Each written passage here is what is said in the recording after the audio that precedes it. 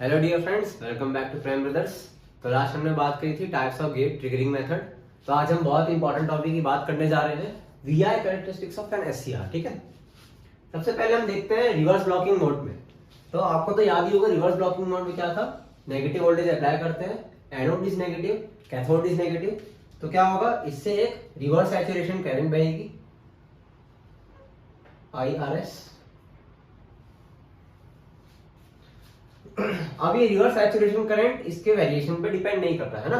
जैसे मैं ये ऐसे V रिवर्स ब्लॉकिंग वोल्टेज बोल देता है इसको, V रिवर्स ब्लॉकिंग वोल्टेज है ना। तो जब तक वोल्टेज में V रिवर्स ब्लॉकिंग तक बढ़ा रहा हूं तब तक तो रिवर्स सैचुरेशन करंट में वेरिएशन नहीं आएगा। मैंने आपको बताया ही था, चाहे तो मेरा पुराने वीडियोस भी प्रेफर कर सकते हैं जिसमें मैंने आपको समझाया हुआ है कि रिवर्स ब्लॉकिंग मोड में कैसे वर्क करना होगा। तो रिवर्स ब्लॉकिंग मोड तो जब तक है मेरा तब तक तो रिवर्स सैचुरेशन करंट में वेरिएशन नहीं है। जैसे इससे ज्यादा को क्या होगा, जैसे कि अभी तो ये क्या है, एक हॉटस्पॉट क्रिएट हो जाएगा, स्मॉल एरिया से बहुत ज्यादा करंट फ्लो होगी, उसकी वजह से हाई I2 और लॉसेज होंगे और एससीआर डेफिनेटली डैमेज हो जाएगा। तो जरा यहाँ पर ग्राफ में देखते हैं। तो सबसे पहले क्या होगा, हमारा एक रिवर्स सैचुरेशन करंट होगी है ना, ये फ्लो होगी कब तक, जब तक मेरा एक लिमिट ना पहुंच जाए ना, V रिवर्स ब्लॉकिंग। यहां तक बात समझ में आई। इसको नाम दे देते हैं, ये मेरा positive anode current, positive voltage, ये negative voltage and this is negative anode current. तो नेगेटिव में जब तक वोल्टेज मेरा इस लिमिट तक नहीं पहुंच जा रहा तब तक तो क्या है, ये वाला करंट जो है I रिवर्स सैचुरेशन, इसको IRS बोल देते हैं ना, IRS। तो IRS में कोई खास वेरिएशन नहीं जब तक मेरे जो मैं वोल्टेज बढ़ा रहा हूं वो रिवर्स ब्लॉकिंग कैपेसिटी से ज्यादा ना हो। जैसे ही जो मैं नेगेटिव वोल्टेज अप्लाई कर रहा हूँ, जैसे ही वो रिवर्स ब्लॉकिंग कैपेसिटी से ज्यादा हुआ, एकदम से क्या हो जाएगा, करंट राइज कर जाएगी है ना। और इस जैसे ही ये वाली कंडीशन आएगी, SCR will definitely get damage. तो अगर मैं इतने पोर्शन की बात करूं, ये वाला जो रीजन है, ये दिस इज सेफ रीजन कब तक, जब तक V रिवर्स ब्लॉकिंग से कम वोल्टेज है। सेफ रीजन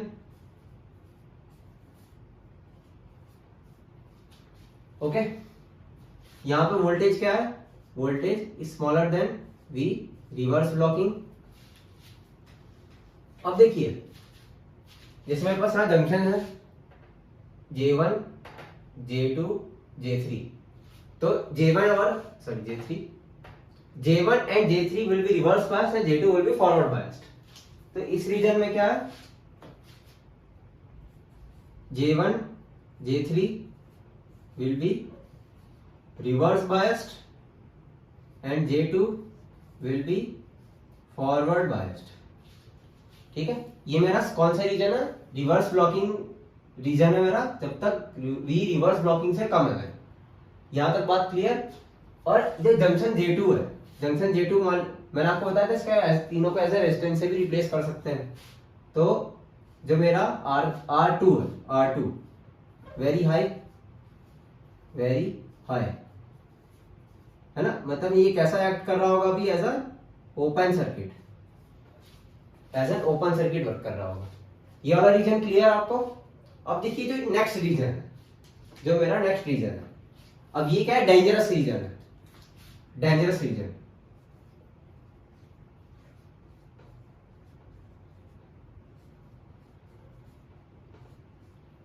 ठीक है, यहां पर क्या होगा, एससीआर डेफिनेटली डैमेज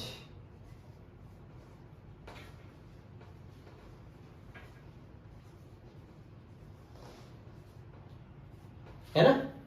अब यहां पे जो वोल्टेज है V is greater than V reverse blocking capacity voltage. ठीक है, यहां तक बात क्लियर हो गई। तो ये आपको मेरे ख्याल से रिवर्स ब्लॉकिंग में पूरा रीजन अच्छे से समझ में आ गया होगा। अब आइए बात करते हैं कि जब मैं पॉजिटिव वोल्टेज लगाऊं, यानी कि एनोड में पॉजिटिव और कैथोड में नेगेटिव। अब देखिए, जैसे ही मैं ये पॉजिटिव वोल्टेज लगाऊंगा, इसमें भी क्या होगा, एक स्मॉल लीकेज करंट बहना चालू हो जाएगी इनिशियली जैसे ही मैं लगाऊंगा, एंड स्मॉल लीकेज करंट, जिसको मैं IL बोल देता हूं या आई एनोड या IL बोल देते हैं इनिशियली, है ना। अब देखिए अभी करंट क्या होगी, IL। इसमें भी देखिए जब तक, इसकी भी फॉरवर्ड में भी एक फॉरवर्ड ब्लॉकिंग कैपेसिटी होती है, V reverse is equals to V forward blocking capacity, है ना, जंक्शन J1 J2 J3। तो यहां पर क्या है, जो जंक्शन J1 होगा ये positive negative positive negative positive negative, तो जंक्शन J1 कैसा दिख रहा है मेरे को, forward biased, junction J2 reverse biased and junction J3 is forward biased. तो J2 अकेला ही क्या है, मेरा पूरा पॉजिटिव वोल्टेज ब्लॉक करने की कैपेसिटी रख रहा है। अभी क्या हो रहा है, जैसे मैं पॉजिटिव वोल्टेज लगा रहा हूं तो एक स्मॉल लीकेज करंट बह रही है। ये लीकेज करंट में कोई खास वेरिएशन नहीं आता जब तक जो मैं वोल्टेज लगा रहा हूं वो V फॉरवर्ड ब्लॉकिंग वोल्टेज से ज्यादा ना हो जाए। जैसे कि मैंने आपको एवलांच ब्रेकडाउन में भी बताया था कि अगर voltage V is greater than V forward blocking voltage हो जाए तो क्या होगा, एवलांच ब्रेकडाउन हो जाएगा, है ना। तब तो मेरा अपने आप ही कंडक्शन मोड में आ जाएगा विदाउट गेट पल्स। यहां तक बात क्लियर। अब देखिए अब क्या होगा, यहां पर जब मैं पॉजिटिव वोल्टेज लगा रहा हूं एक पॉजिटिव एनोड करंट बहेगी, इनिशियली क्या होगा, एक small leakage current, initially IL बोल देता है, है ना। तो एक स्मॉल करंट देखिए ऐसे फ्लो होना चालू होगी,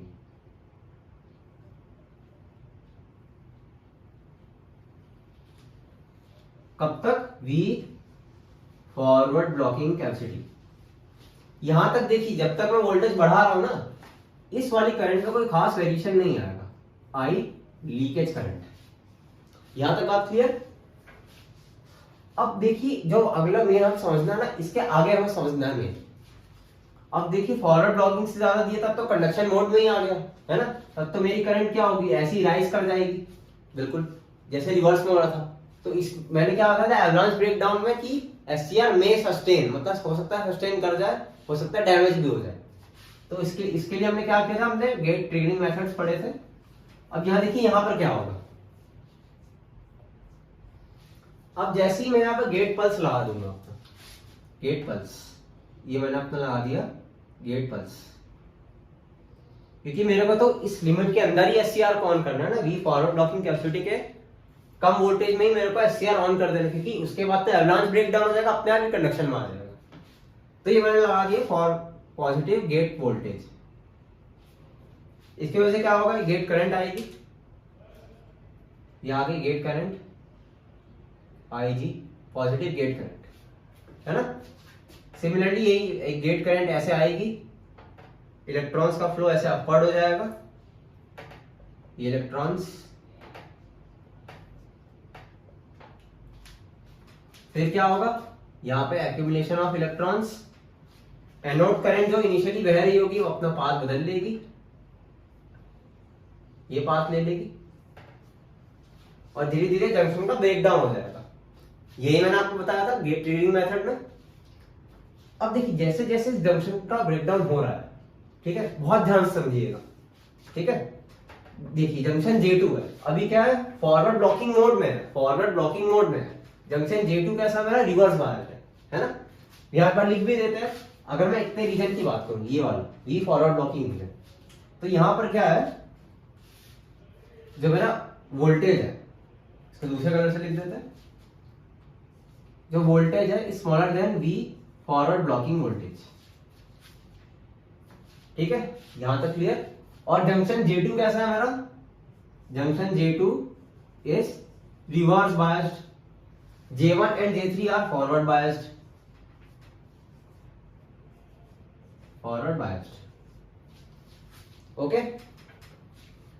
अब देखिए अब मैं यहां पर गेट पल्स लगा रहा हूं, इसका एकदम से जंक्शन का ब्रेकडाउन होगा नहीं, जंक्शन का क्या होगा, स्लोली स्लोली ब्रेकडाउन होगा। और जैसे जैसे ब्रेकडाउन होता जाएगा मेरी जो एनोड करंट है, I एनोड करंट, ये एनोड करंट जो है ये क्या होगी, स्लोली स्लोली राइज करेगी जैसे जैसे जंक्शन का ब्रेकडाउन होता जाएगा। और मैंने आपको बताया था एक कंडीशन कि जैसे ही मेरे पास जो मेरी एनोड करंट है I anode just greater then मेरी क्या हो जाए, I लैचिंग करंट।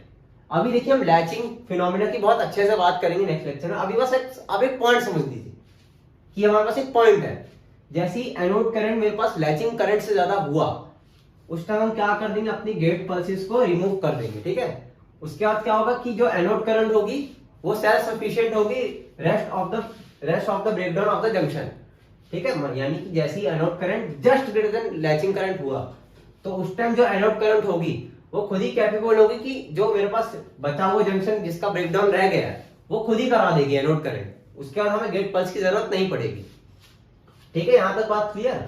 यानी कि देखिए अब क्या होगा, जैसे गेट पल्स अभी लगा हुआ है, जंक्शन का स्लोली ब्रेकडाउन होता रहेगा, और जैसे ब्रेकडाउन होता रहेगा, ब्रेकडाउन धीरे धीरे इंक्रीज होगा, उससे क्या होगा, आई एनोड धीरे धीरे इंक्रीज होता जाएगा, है ना। यानी कि कुछ ऐसा होगा ना, यहां से देखिए, अब जहां पे भी थोड़ा ध्यान समझिए। अभी क्या है, जब ये फॉरवर्ड ब्लॉकिंग मोड में है, इतने रीजन में क्या फॉरवर्ड ब्लॉकिंग मोड में, तो इसका क्या है, यानी कि जैसे मान लीजिए मेरे पास इसकी फॉरवर्ड ब्लॉकिंग कैपेसिटी जो है वो 5 किलो वोल्ट है, तो अभी पूरा का पूरा जो 5 केवी है फॉरवर्ड ब्लॉकिंग में वो जंक्शन J2 ब्लॉक कर रहा है। अब गेट पास लगाने से क्या हुआ, जंक्शन का ब्रेकडाउन चालू हो गया है और करंट राइज कर रही है। करंट राइज कर रही है, इसका मतलब क्या है, इसकी जो वोल्टेज ब्लॉकिंग कैपेसिटी है वो धीरे धीरे घट रही है, वोल्टेज ब्लॉकिंग कैपेसिटी धीरे धीरे घट रही है। इसका मतलब क्या हो रहा है, एनोड करंट राइज कर रही है, वोल्टेज ब्लॉकिंग कैपेसिटी जो मेरी वी, इसको ब्लॉकिंग कैपेसिटी लिख देता हूं, वी ब्लॉकिंग कैपेसिटी, जो वोल्टेज ब्लॉकिंग कैपेसिटी है वो घट रही है। जैसे जैसे जंक्शन का ब्रेकडाउन हो रहा है, एनोड करंट राइज कर रही है, ब्लॉकिंग कैपेसिटी घटते जा रही है। यानी कि आपको ये रीजन में क्या दिख रहा है, जैसे जैसे जंक्शन का ब्रेकडाउन हो रहा है, वोल्टेज देखिए, वोल्टेज घटनी चाहिए, है ना, और करंट राइज करना चाहिए। कब, जब मेरा पास पॉजिटिव एनोड करंट है और पॉजिटिव वोल्टेज ने अप्लाई कर रखा, यानी कि वोल्टेज घट रही है, करंट बढ़ रही है, तो कैसा होगा, ऐसे होगा, ये देखिए ऐसे।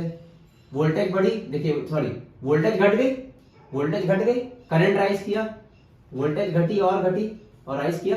और मैंने क्या बताया था कि एक पॉइंट आएगा, है ना, कौन सा पॉइंट, कि जब मेरे पास आई एनोड करंट जो है, क्योंकि जैसे जब तक मेरे पास ला रखा है एनोड करंट राइज करते जाएगी, और एक कंडीशन है कि जब ये anode current just greater than latching current हो जाएगा, मैं अब तक गेट पल्स रिमूव कर दूंगा, है ना। उसके बाद क्या होगा, ये एनोड करंट क्या होगी, खुद ही कैपेबल होगी कि जो बचा हुआ जंक्शन रह गया मेरा ब्लॉकिंग में, उसका भी ब्रेकडाउन करा दे। तो जैसे ही मेरा जंक्शन का ब्रेकडाउन हो जाएगा, क्या होगा, करंट राइज कर जाएगी, ये।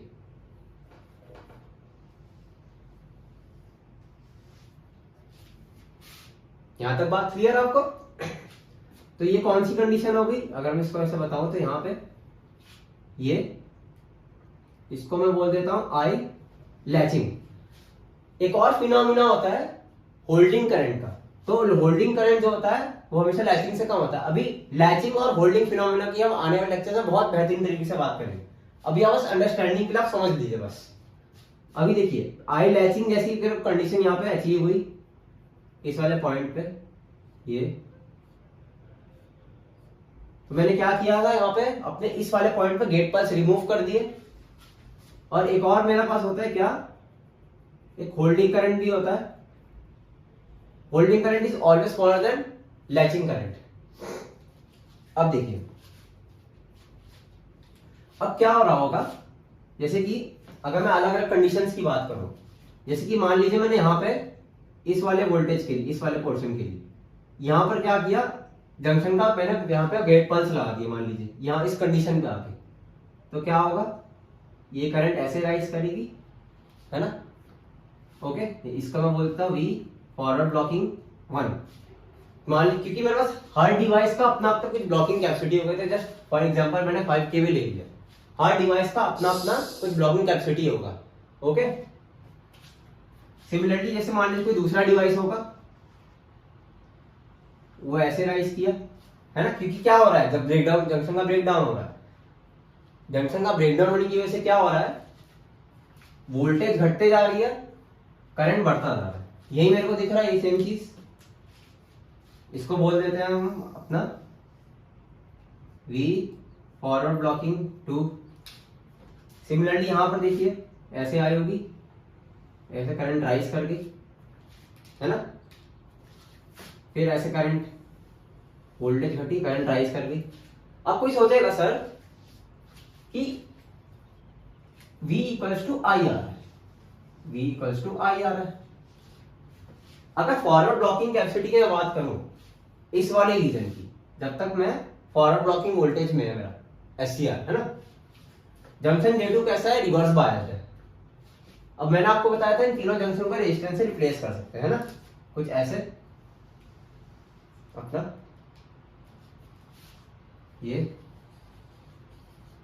RJ1 RJ2 RJ3, तो ये इस समय कैसा होगा, शॉर्ट सर्किट, ये होगा ओपन सर्किट, ये होगा शॉर्ट सर्किट।